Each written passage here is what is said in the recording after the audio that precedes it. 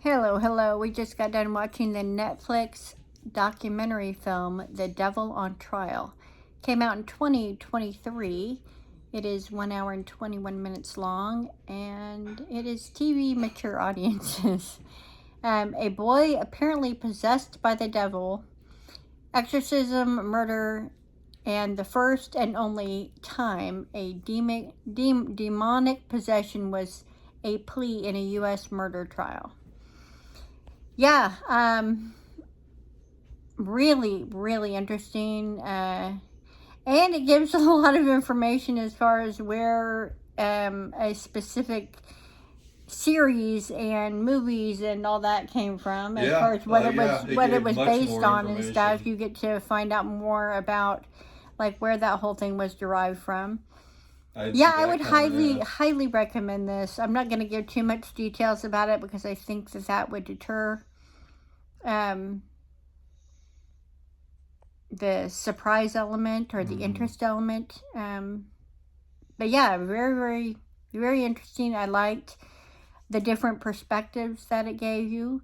And yeah, very, very interesting. Yeah. And Lisa looked up details about all this stuff while we were watching it, and I'm not going to say the things that she found, but wouldn't be a terrible idea if you do watch this. Do some Google searches about some of this stuff, and you'll have some things kind of apparent to you. But if you've seen The Devil on Trial, let me know what you thought about it.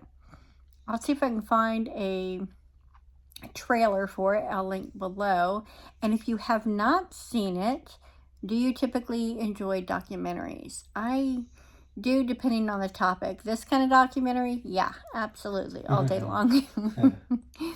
I would give this, I mean, really, a 5 out of 5 stars, and I don't do that often. Yeah, that's where I was leaning too. It's that entertaining. It really is interesting, fascinating.